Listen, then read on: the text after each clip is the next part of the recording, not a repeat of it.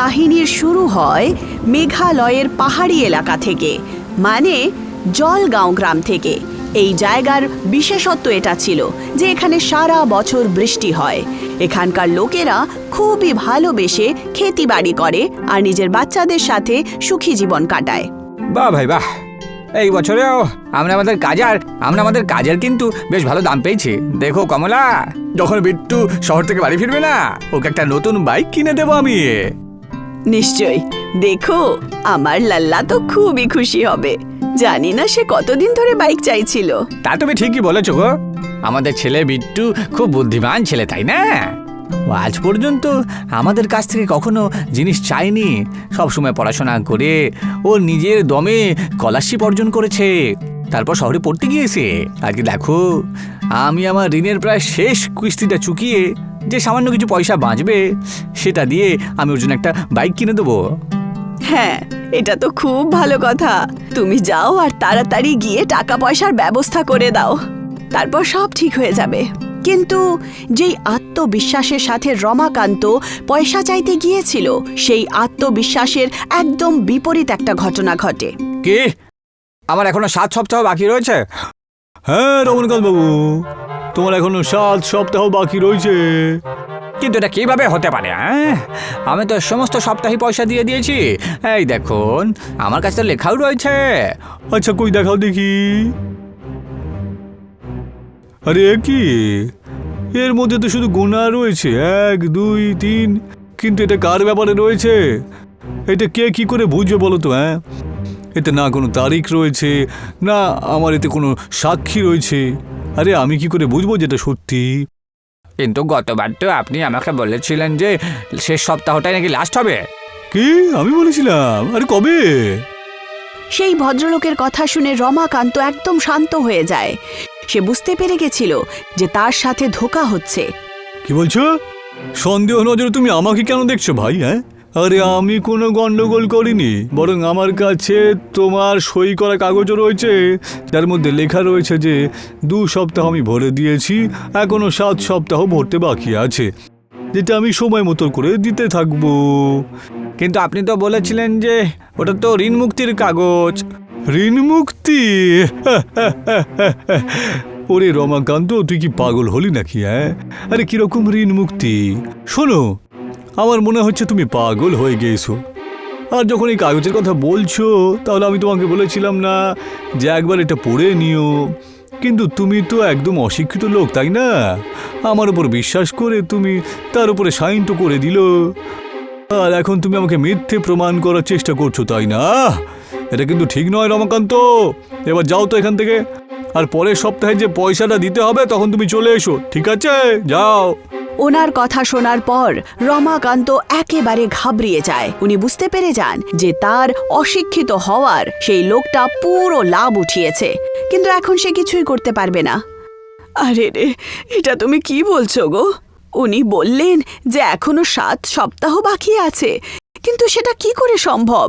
আমরা তো সমস্ত সপ্তাহে টাকা দিয়েছি গো, তারপর এইসব। আমাদেরকে ঠকানো হয়েছে কমলা। ওই জমিদার আমাদেরকে ঠকিয়েছে জানো, আমাদের সরল হওয়ার লাভ নিয়েছে সে, জানো? সব শেষ হয়ে গেছে। এখন আমি বিট্টুর জন্য কিচ্ছু করতে পারবো না, কিচ্ছু না।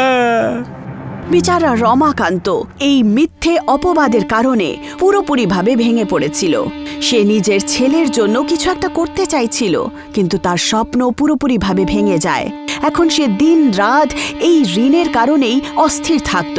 এই চিন্তাতেই একদিন মাঝ রাতে প্রচণ্ড বৃষ্টি শুরু হয়, আর রমাকান্ত নেশা করে নদীর কিনারায় পৌঁছায়। সব কিছু ভুল, সবাই ঠকবাজ, আমাকে সুযোগ দেয় সব সময়। আমি আমার ছেলের জন্য নতুন বাইক কিনতে যাচ্ছিলাম, কিন্তু ওই জমিদারটা আবার সব কেড়ে নিল। হঠাৎ করে নদীতে দ্রুত গতিতে একটা জল চক্রের মতো নির্মিত হয়, যেটা গোল গোল ঘূর্ণিঝড়ের মতো ঘোরে। আরে এটা আবার কি হচ্ছে? নদীর জলটা নাগেদের মতন ঘুরছে কেন? হ্যাঁ, আমি আবার কোনো স্বপ্ন দেখছি না তো এখন? না, তুমি স্বপ্ন দেখছো না। আরে এ কি, এই গলাটা কোত্থেকে এলো? আমার কি কানও কালা হয়ে গেছে নাকি? হ্যাঁ, না, সেরকম তো কোনো কিছু হয়নি। আরে তাহলে কে? আরে যে তুমি আমার সামনে এসো না বাবা, সামনে এসো। তক্ষুনি জলের জলচক্র একটা বেলুনের মতো ফেটে যায় আর রমাকান্তের জ্ঞান ফেরে। সে দেখতে পায় যে তার সামনে একটা বিশাল নৌকো দাঁড়িয়ে আছে। আরে এটা আবার কি? আরে তুমি আবার কে? আমি একটা স্বাক্ষর পড়ি, যে নিজের জাদুই নৌকোর স্কুলে লোকেদেরকে লেখাপড়া শেখাই যাতে তাদের ভালো হয়। কি নৌকোর স্কুল? হ্যাঁ, তাহলে যাও গিয়ে বাচ্চাদের পড়াশোনা করাও। আমায় কেন বিরক্ত করছো?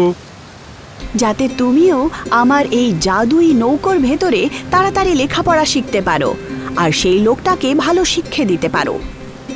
তুমি কি করে জানলে ওই জমিদারের ব্যাপারে?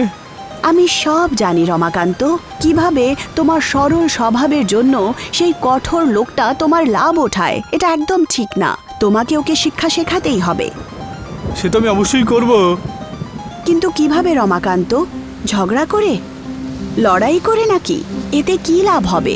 কিচ্ছু না, সেই লোকটা তোমাকে ফাঁসিয়েই দেবে, কারণ তুমি লেখাপড়া জানো না। যে আজ তুমি মারপিট করে সেই লোকটার থেকে ছুটি তো পেয়ে যাবে, কিন্তু কালকে অন্য লোকেরাও তোমার থেকে লাভ ওঠাবে। যদি তুমি সত্যি নিজেকে বাঁচাতে চাও তাহলে তোমাকে লেখাপড়া শিখতে হবে। পরীর কথা শুনে রমাকান্ত লেখাপড়া করার ব্যাপারে ভাবতে শুরু করে আর সে সহমতি জানায়। ঠিক আছে, তোমার এই ভাসতে থাকা স্কুলে পড়াশোনার জন্য তৈরি আমি। এই তো ভালো কথা। এখন দেখো আগামী 15 দিনের মধ্যে তুমি কিভাবে বদলে যাবে। চলো, এসো, ভেতরে এসো। নৌকোয় বানানো স্কুলের ভেতরে সে চলে যায়। সে দেখতে পায় যে স্কুলের দেয়ালে অক্ষর আর কাহিনী রয়েছে। বই আর পেন হাওয়ায় উঠছিল। পেন্সিল, পেন মানুষের মতো কথা বলছিল। আমাদের এই জাদুই ভাসতে থাকা স্কুলে আপনাকে স্বাগত জানাই রমাকান্ত। আরে বাহ, এই তো বেশ দুর্দান্ত স্কুল দেখছি। এখানে পড়তে বেশ ভালোই লাগবে আমার। অবশেষে রমাকান্ত পরীর ওপরে বিশ্বাস করে নিজের লেখাপড়া শুরু করে দেয়। আর আশ্চর্য হলো, রমাকান্ত লেখাপড়া পছন্দ করতে শুরু করে। সে রোজ নদীর কিনারায় যেত, স্কুলে পড়তো আর সে পড়াশোনাকে এত ভালোবাসতে শুরু করে যে সে ঘুমেও পড়াশোনা করত। আকাশের রং হচ্ছে নীল, তাই তো? আর আমাদের প্রিয় জিনিস হলো জল। আরে কি বলছো গো?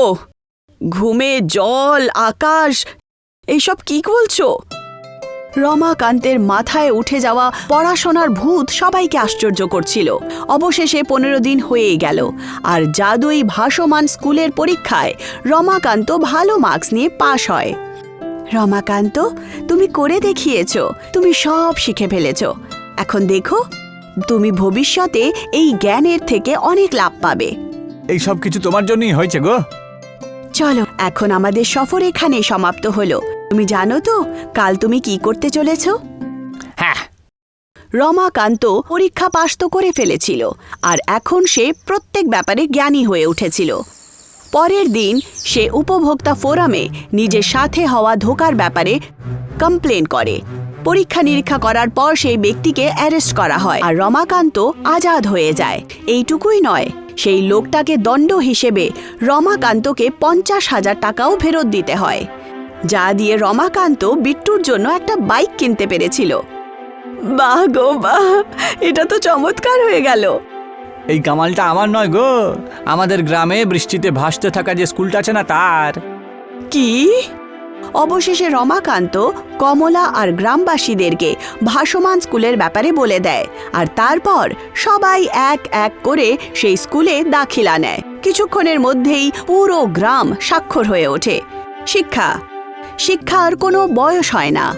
যদি মনে শিক্ষার উৎসাহ থাকে তাহলে বৃষ্টি, নৌকো আর অন্ধকারও আলো হয়ে ওঠে। জ্ঞান সেটাই যেটা বিতরণ করা যায় আর পরিবর্তন সেটাই যেখানে স্বপ্ন বয়স দিয়ে মাপা হয় না।